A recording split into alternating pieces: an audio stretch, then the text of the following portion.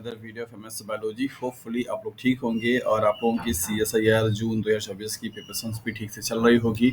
आज के इस वीडियो में हम लोग बात करने वाले हैं यूनिट नंबर 13 के एक इंपॉर्टेंट टॉपिक को लेकर के, that is protein purification technique. That means what the different kinds of techniques are involved in the protein purification processes, and this is one of the very important and most demandable topic of the CSIR net.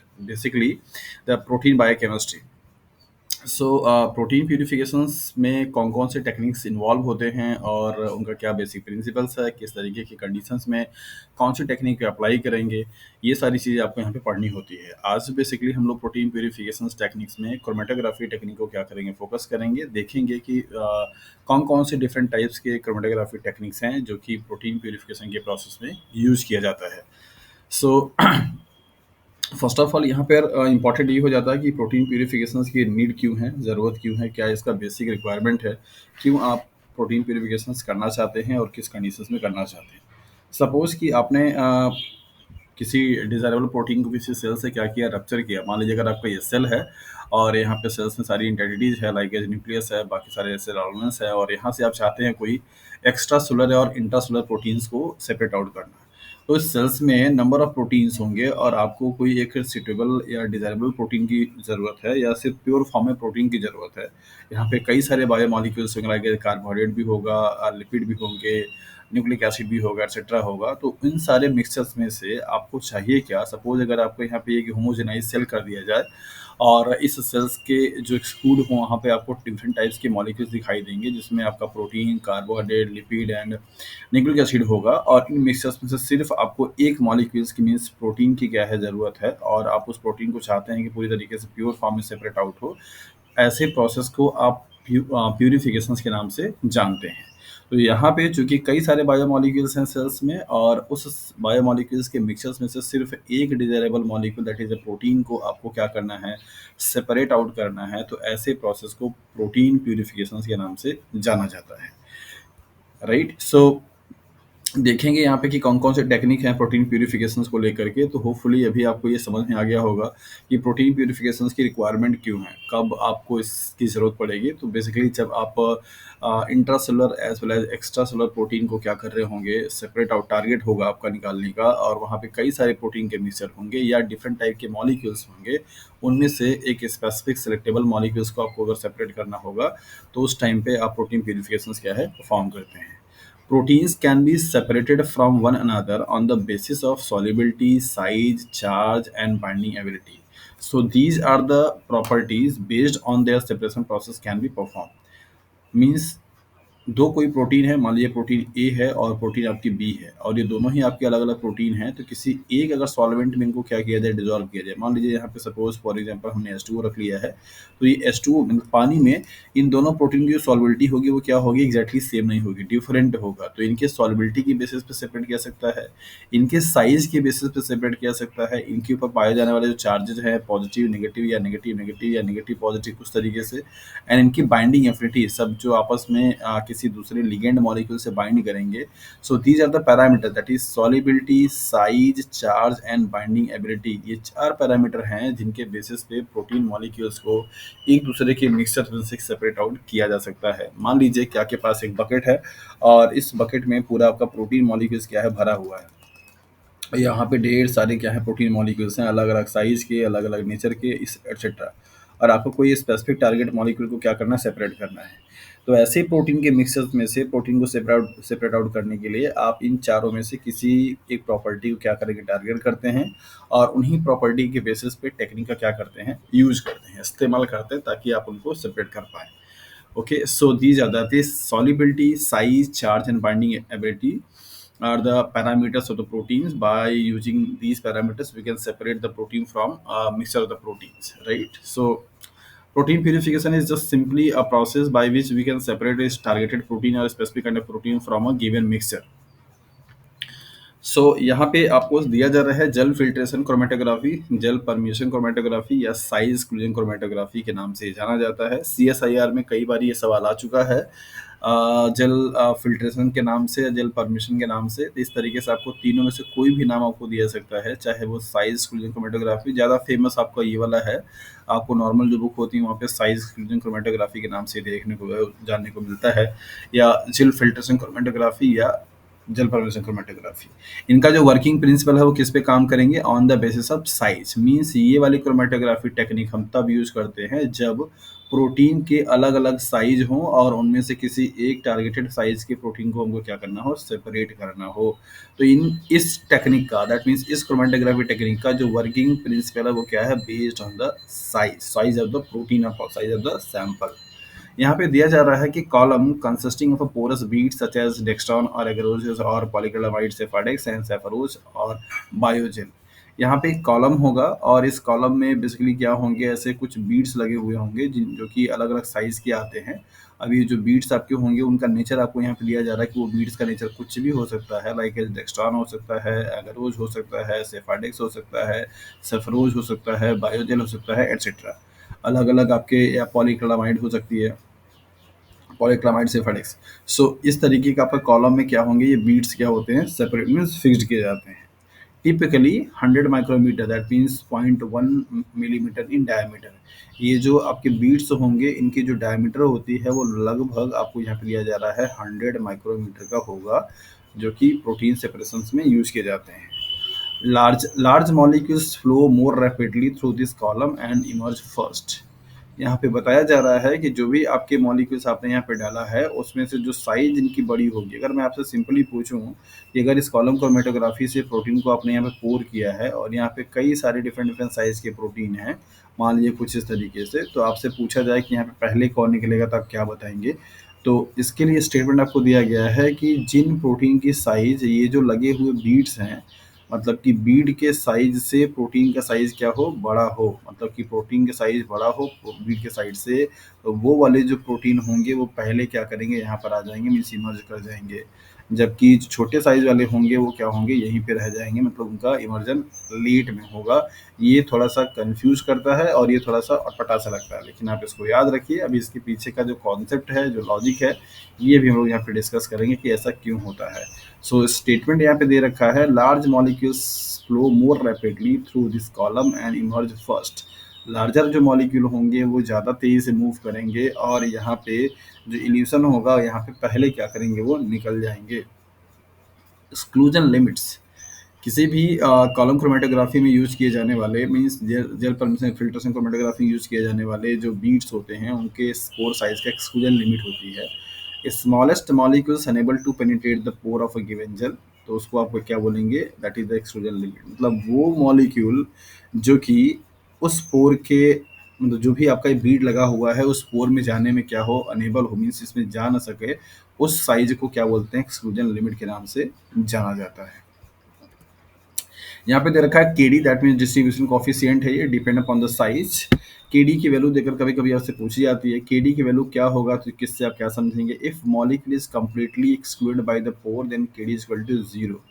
अगर आपसे बोला जा रहा है कि अगर जो molecule का जो एक्सक्लूजन है पूरी तरीके से उस पोर में नहीं जाता है, पोर साइज से पूरे तरीके से आपका एक्सक्लूडेड है, तो केडी की वैल्यू क्या होगी, 0 होगी। If molecules enter into the pores bead and has completely has accessibility then KD is equal to 1। और अगर यहाँ पे सिंपली आप देखिए कि पोर की जो साइज है, मतलब पोर साइज, इसको आप लिख सकते हैं दैट इज पी एस। अगर पोर साइज जो होगी वो क्या है, बड़ा है as compare to the particle size की, मीन्स प्रोटीन से, तो उस केस में मतलब कि यहाँ पे पूरी तरीके से क्या होगा, ये इंटर कर जाएगा और वहाँ पे केडी की वैल्यू क्या होगी आपकी, 1 हो जाएगी। जबकि अगर पोर साइज क्या है आपका, छोटा है, और प्रोटीन के साइज क्या है, बड़ा है, तो वहाँ पे नहीं जा पाएगा, तो वहाँ पे केडी की वैल्यू क्या हो जाएगी, 0 हो जाएगी। और इन दोनों के बीच का जो भी साइज होगा वो बेसिकली क्या होगा आपका, दैट इज 0 to 1 होगा। For all the intermediate size KD is equal to 0 to 1। Right, तो आपसे आपको दिमाग में क्या रखना है, अगर किसी भी कॉलम के लिए अगर आपको केडी की वैल्यू 0 दे रखा है किसी प्रोटीन, मान लीजिए यहाँ पे अगर आपको सपोज फॉर एग्जांपल कि यहाँ पे आपको 3 प्रोटीन दे दिया जाए, protein A, protein B, protein C, और इनकी यहाँ पे केडी की वैल्यू भी दे दिया जाए। मान लीजिए केडी की वैल्यू यहाँ पे है 0.5, मान लीजिए यहाँ पे है 0, यहाँ पे है मान लीजिए दैट इज़ 0.8। और आपसे पूछा जाए कि कौन सी प्रोटीन इनमें से, मतलब ये तीनों में से आपका कॉलम में से पास आउट होगा और कौन सा नहीं होगा, या फिर ये आपसे पूछा है कौन सा जल्दी होगा कौन सा लेट से होगा, तो आप क्या बताएंगे? तो जिसके लिए केडी की वैल्यू 0 होगी उसका मतलब साइज वो सबसे क्या हो गया, लार्जर हो गया। क्या हो गया, लार्जर। इसमें इस प्रोटीन में सबसे ज़्यादा जो लार्जर प्रोटीन है वो कौन है, बी है। आपको मालूम है कि लार्जर जो प्रोटीन होगी पहले क्या करेगी, बाहर निकल के चली जाएगी अंदर, दैट मीन्स आसानी से इजीली पास आउट हो जाएगा क्योंकि उसको पोर में नहीं जाना है। तो यही यहाँ पे दे रखा है, केडी की वैल्यू 0 to 1 होगी उन सारे मॉलिक्यूल्स के लिए जिनका साइज सबसे लार्जर वाले से और सबसे छोटे वाले के बीच में होगा। तो यहाँ पे स्टेटमेंट के साथ साथ में फिगर आप देखिए, और फिगर में आपको यहाँ पे समझाया जा रहा है कि ये है आपका कॉलम और ये है आपके सारे बीट्स, यहाँ पे पोरस पॉलीमर बीट्स दिखाई दे रहे हैं, और ये प्रोटीन का मिक्सचर है। प्रोटीन का मिक्सचर जैसे आप यहाँ पे डाल रहे हैं तो डालने के बाद हो क्या रहा है कि जो भी लार्जर मॉलिक्यूल है वो पोर के जो बीट्स है उसमें जा नहीं पा रहे हैं। वो बीड्स के साइड साइड में जो जगह है वहां से क्या कर रहे हैं, निकलने की कोशिश कर रहे हैं, जबकि छोटे वाले पार्टिकल हैं वो सब क्या हो रहे हैं, बीड्स में चले जा रहे हैं। तो बीड्स में जब जाएंगे तो वहाँ पे स्टेरिक हिंड्रेंस होगा, दैट मीन्स वहाँ पे इंटरेक्शंस होते हैं, वो धीरे धीरे धीरे होकर के क्या करता है, पास आउट होता है, क्योंकि वो पूरा केमिकल होते हैं, मतलब केमिकली बने हुए होते हैं। जबकि जो मॉलिक्यूल जैसे बाहर बाहर से होकर के जा रहा है उसमें कोई बीच में कोई उनका किसी से इंटरेक्शन नहीं हो रहा है, उनको जो ट्रेवल डिस्टेंस है वो कम ट्रेवल करना पड़ रहा है, दैट इज वाई वो क्या होंगे, आसानी से यहाँ बाहर क्या होते हैं, जल्दी से निकल जाते हैं। आप देखिए कि यहाँ पे लार्जर जो मॉलिक्यूल्स है वो जल्दी निकल आया है, जबकि छोटे वाले मॉलिक्यूल्स क्या हैं, यहीं पे रह गए हैं। तो स्मॉलर मॉलिक्यूल्स मतलब जो प्रोटीन का मॉलिक्यूल आपका साइज छोटा होगा उस कॉलम में लगे हुए बीड्स के, तो वो मॉलिक्यूल क्या करेगा, बीड्स में इंटर करेगा, और इंटर करने के बाद उसकी रेट जो होगी फ्लो करने की वो स्लो होगी। जबकि वो मॉलिक्यूल्स जो कि आपके पोर साइज से, मतलब कि जो बीड्स के पोर साइज से क्या होंगे, बड़े होंगे, वो ऐसे अंदर न जा करके साइड साइड से क्या होंगे, ऐसे निकल जाएंगे और उनका फ्लो रेट क्या होगा, ज़्यादा होगा। तो फर्स्ट टाइम पे जो आपको यहाँ पे प्रोटीन दिखाई देगा वो लार्जर प्रोटीन होगी, न कि स्मॉलर वन। तो बेसिकली आपको यहाँ पे लिखा भी है, protein molecules separated by size, larger molecules passes more freely appearing in that earlier fraction. Larger जो मॉलिक्यूल होंगे वो आसानी से पास हो जाते हैं, और वो आपको जो इलीटिंग ट्यूब होगी जहाँ पे आप कलेक्ट करते हैं प्रोटीन को, वो जल्दी वहाँ पर आपको वही दिखाई देती है। So this is all about the gel filtration chromatography और साइज स्क्रीनिंग क्रोमेटोग्राफी और gel permeation chromatography. What the key points you have to remember and you have to mention that is, one is that the principle of gel filtration chromatography is that is based on the size. That means this kind of a chromatography technique is used for the separation of a protein basis on the size, right? And second thing is that is larger molecules means the protein molecule having size greater than the pore size of the beads will elute out firstly, जबकि smaller जो molecules होंगे वो क्या होंगे, late separate होंगे। ये दो बातें आपको क्या करनी है, यहाँ पे ध्यान देनी है। बीट्स के लिए अलग अलग जो है यहाँ पे केमिकल यूज किए जाते हैं, dextran, agarose, polychloride, Sephadex, Sepharose, biogel etcetera. तो इस तरीके से ये यहाँ पे यूज किए जाते हैं बायोकेमिकल मीन्स केमिकल जो कि कॉलम में फिक्स किए जाते हैं सेपरेट करने के लिए। So this is the gel filtration chromatography. Come to the next, that is second जो हमारा टेक्निक है वो क्या है, आयन एक्सचेंज क्रोमेटोग्राफी है। और आयन एक्सचेंज क्रोमेटोग्राफी में बेसिकली आपको क्या मिलेगा, यहाँ पे जैसा कि नाम से ही समझ में आ रहा है, आयन एक्सचेंज क्रोमेटोग्राफी मीन्स यहाँ पे पॉजिटिव एंड नेगेटिव क्या होंगे, आयंस होंगे। अगर कोई प्रोटीन पॉजिटिवली या नेगेटिवली चार्ज प्रोटीन है और उसमें से आपको कोई एक मतलब जैसे एक कोई चार्ज वाले प्रोटीन का सपोज पॉजिटिव वाले को आप सेपरेट करना चाहते हैं, तो उस टाइम पे ये वाली टेक्निक आप क्या करते हैं, यूज करते हैं, ion exchange chromatography. Ion exchange chromatography में क्या होगा, based on the charges, charge जो होगा प्रोटीन के उसके बेसिस पे ये सेपरेट करता है। Matrix contain bounded charge group called ion exchanger. यहाँ पे जो आपका ये कॉलम होगा और इस कॉलम में जो ऐसे मैट्रिक्स लगे हुए होंगे, यहाँ पे पहले से ही चार्ज वाले बीट्स लगे हुए होते हैं। मान लीजिए यहाँ पे पॉजिटिव वाले हैं, यहाँ पे मैंने लगाया हुआ है। इस तरीके से हर अलग अलग कॉलम में अलग अलग चार्ज पार्टिकल क्या होते हैं, आपके लगे हुए होते हैं। इनको आप आयन एक्सचेंजर के नाम से जानते हैं। और ये जो आयन एक्सचेंजर होते हैं इनका जैसे सपोज यहाँ पे पॉजिटिव चार्ज लगा हुआ है और आपने अगर कोई प्रोटीन का मिक्सचर यहाँ पे डाला है जिसमें कि आपके नेगेटिव चार्ज वाले हैं और पॉजिटिव चार्ज वाले हैं, तो डेफिनेटली किसको बाइंड करेगा, ये नेगेटिव चार्ज वाले प्रोटीन को क्या करेगा, बाइंड करेगा। किसको करेगा, नेगेटिव को।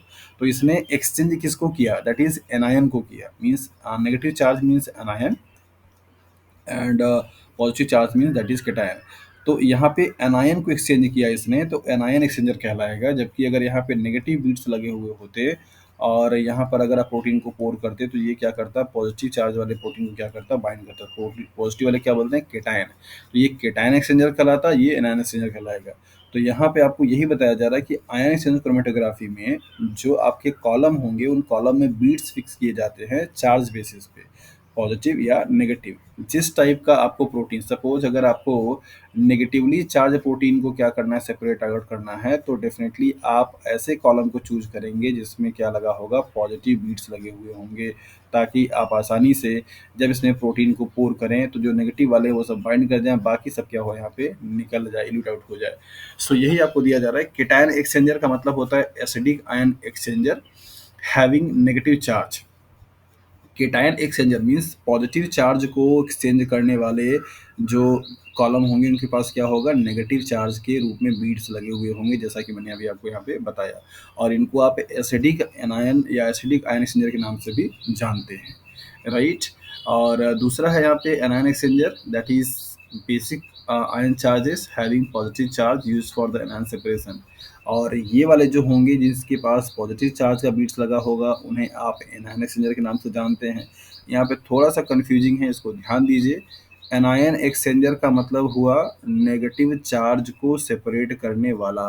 तो नेगेटिव चार्ज को सेपरेट कौन करेगा, पॉजिटिवली चार्ज बीड। तो आपसे कई बार सवाल ही पूछा जाता है और आप उसमें कंफ्यूज हो जाते हैं। एक्सचेंजर का मतलब होता है उसको सेपरेट करने वाला। तो एनायन एक्सचेंजर कौन होगा, जिसके पास क्या होगा, पॉजिटिव चार्ज होगा। केटायन एक्सचेंजर कौन होगा, जिसके पास क्या होगा, नेगेटिव चार्ज होगा, राइट। तो यहाँ पर आपको ये कॉन्सेप्ट जो दिया गया है एसिडिक और बेसिक का, इसको आप ध्यान से समझ लीजिए। एसिडिक इसलिए क्योंकि यहाँ पे पॉजिटिव चार्ज है, मतलब यहाँ पे केटायन एक्सचेंजर का मतलब हुआ केटायन को मतलब पॉजिटिव को करेगा, तो पॉजिटिव चार्ज किस पे आता है, H प्लस पे आता है। तो H प्लस का मतलब हो गया एसिडिक। और ये एनायन का होगा मतलब कि यहाँ पे नेगेटिव चार्ज वाला होगा, तो इसका मतलब होगा नेगेटिव करेगा, इसका मतलब OH नेगेटिव मीन्स बेसिक है। तो इस वजह से इसका नाम एसिडिक एंड बेसिक के नाम से भी रखा गया। यहाँ पे दिया जा रहा है पीएच और पीआई में वैल्यू में रिलेशन। अगर किसी भी प्रोटीन का सॉल्यूशन का जो पीएच है, अगर पीएच की वैल्यू क्या होगा, ज़्यादा होगा पीआई से। पीआई का मतलब होता है आइसोलेटिक पॉइंट। जिस पीएच पे अगर पीएच और पीआई की वैल्यू 0 हो जाए, तो मतलब इक्वल हो जाए, तो यहाँ पे नेट चार्जेस क्या होंगे, 0 हो जाएंगे। पीआई एक ऐसा पीएच है जिस पे जो नेट चार्जेस होते हैं प्रोटीन के वो क्या है, 0 हो जाते हैं, उस पर कोई चार्जेस नहीं होता है। ये प्रोटीन बायोकेमिस्ट्री में आपको बहुत अच्छे से पढ़ा चुका हूँ। तो पीएच की वैल्यू अगर ज़्यादा होगी पीआई का से कंपेरेटिवली, तो नेट नेगेटिव चार्ज होगा और bind to the anion exchanger. अगर प्रोटीन पे ऑब्वियसली नेगेटिव चार्ज होगा तो इसके लिए यूज जो करेंगे, क्या करेंगे, एनायन एक्सचेंजर करेंगे। मतलब जो बीट्स लगा हुआ होगा वो पॉजिटिव चार्ज वाला लगा हुआ होगा। तो आपको ध्यान में रखना होगा, सीएसआईआर में पार्ट सी में सवाल ऐसे ही आता है कि मान लीजिए यहाँ पे प्रोटीन ए है और प्रोटीन यहाँ पे बी है। अब सपोज कि इसकी पीएच की वैल्यू आपको दे रखी है मान लीजिए 5, इसकी पीएच की वैल्यू आपको दे रखी है मान लीजिए 8, राइट। और आपने एक सॉल्यूशन यूज किया है जिसका पीआई की वैल्यू मान लीजिए यहाँ पे दे रखा है कितना, दैट इज द 6। अब आपसे पूछेगा कि इस प्रोटीन ए को और इस प्रोटीन बी को सेपरेट करने के लिए कौन सी क्रोमेटोग्राफी टेक्निक आप यूज करेंगे, एनायन करेंगे या कैटायन करेंगे। ये आप लोगों के लिए सवाल भी है, इसका आंसर भी आप लोग दे सकते हैं। तो ध्यान दीजिए, यहाँ पे अगर पीएच वैल्यू 5 है, यहाँ पे पीआई वैल्यू क्या है, 6 है। इसका मतलब क्या हुआ कि पीएच की वैल्यू कम हो गई पीआई से। तो पीआई की वैल्यू अगर ज़्यादा होगा तो चार्जेस क्या आएगा भैया, पॉजिटिव चार्ज आएगा। मतलब ये वाली जो प्रोटीन होगी इस पे चार्ज क्या आएगा, पॉजिटिव। तो पॉजिटिव चार्ज को सेपरेट करने के लिए कौन टेक्निक यूज करेंगे, that is the cation exchanger. क्या करेंगे, केटायन एक्सचेंजर। और इस वाले के पास जो बीड होगा कैसा लगा होगा, दैट इज द नेगेटिव। और केटायन एक्सचेंजर को आप एक नाम और देते हैं, that is what, acidic exchanger के नाम से भी जाना जाता है। इस प्रोटीन में के केस में क्या है कि पीएच की वैल्यू क्या है, ज़्यादा है as compare to the pI के। तो ओवरऑल जो चार्जेस होगा वो क्या होगा, नेगेटिव होगा। और नेगेटिव है इसका मतलब क्या होगा, ये एनायन एक्सचेंजर होगा। और एनायन एक्सचेंजर का मतलब हुआ कि इसके पास जो बीट्स होंगे वो कैसे होंगे, पॉजिटिवली चार्ज वाले होंगे, या इसको आप बेसिक एक्सचेंजर के नाम से भी जानेंगे। ऐसे ही सवाल आपको CSIR में दिए जाएंगे, ना कि सिंपली आपसे पूछा जाएगा कि आयन चेन क्रोमेटोग्राफी क्या होता है। तो मैंने आपको एक प्रॉब्लम बना के यहाँ पे दे दिया कि दो कोई प्रोटीन है, इनका पीएच आपको 5 और 8 दे रखा है और सोल्यूशन का पीआई वैल्यू 6 आपको दे रखा है। तो इन दोनों प्रोटीन को सेपरेट करने के लिए कौन कौन से क्रोमेटोग्राफी टेक्निक आप यूज करेंगे, आयन एक्सचेंज वाले में से केटायन यूज करेंगे, एनायन यूज करेंगे, सही पेयरिंग करके आप बताइए। तो इसी तरीके का लॉजिकल सवाल आपसे दिया जाता है। यहाँ पे दिया गया कि बेसिकली अगर पीएच और पीआई की वैल्यू क्या हो, अगर सेम हो, दैट मीन्स इक्वल हो, तो नेट चार्ज 0 हो जाएगा, no binding to the ion. मतलब ऐसा कोई सोल्यूशन आपको ध्यान में रखना होता है जब इस टेक्निक को आप यूज करते हैं। तो यहाँ पे पीआई का बहुत ध्यान देना पड़ता है। अगर पीआई और पीएच की वैल्यू क्या हो जाए, सेम सेम हो जाए, तो उस पर कोई चार्जेस नहीं आएगा और उस केस में आयन चैनल क्रोमेटोग्राफी आपकी काम नहीं करेगी। तो आयन चैनल क्रोमेटोग्राफी को काम कराने के लिए ज़रूरी है कि पीएच और पीआई का ध्यान दिया जाए। और जब आप ये कराते हैं, मतलब जब आप करते हैं टेक्निकली आप एक्सपेरिमेंट में, प्रैक्टिकल लेबोरेटरी में, तो इन सब का बहुत ही ध्यान देना पड़ता है। सो डियर एस्पिरेंट्स, आपने देखा कि आयन चैनल क्रोमेटोग्राफी कैसे काम करता है, क्या उसका वर्किंग प्रिंसिपल है, किस कंडीशंस में आप केटायन एक्सचेंजर यूज करेंगे, किस कंडीशंस में आप एनायन एक्सचेंजर यूज करेंगे, acidic and basic ion exchanger का क्या कॉन्सेप्ट होता है, पीएच और पीआई की वजह से किस तरीके का प्रोटीन पे चार्जेस डेवलप होगा। ये सारा कॉन्सेप्ट आपने यहाँ पे देख लिया। आप को अगर कोई डाउट है और अगर आपको लगता है कि अभी भी कंफ्यूज हैं आप इस चीज़ को लेकर के, तो डेफिनेटली कमेंट बॉक्स में आप अपने डाउट्स को पूछ सकते हैं। आज के लिए इतना ही। नेक्स्ट वीडियो में मिलेंगे किसी और टेक्निक और किसी और टॉपिक को लेकर के। तब तक के लिए आप अच्छे से अपनी तैयारी करते रहिए, अपना ख्याल रखिए और टाइम को यूटिलाइज करते रहिए अच्छे तरीके से, सिस्टमेटिकली एक रूट मैप बना के, ताकि आप 26 जून तक या 25 जून तक अपने आप को इक्विप कर पाएँ, तैयार कर पाएँ इस एग्ज़ाम के लिए। CSIR एग्ज़ाम इंडियाज़ का सबसे टफेस्ट एग्ज़ाम माना जाता है नेट की कैटेगरी में, और आप अपने आप को प्राउड फील कर सकते हैं। So you are going to be the part of that toughest exam of the India. So इसको लाइटली आपको नहीं लेना है, आपके अंदर में एक प्रॉपर तरीके का जो एक्साइटमेंट है वो बना रहना चाहिए। आपको क्वालिफाई करना है CSIR का एग्ज़ाम। तो so thank you for watching this video.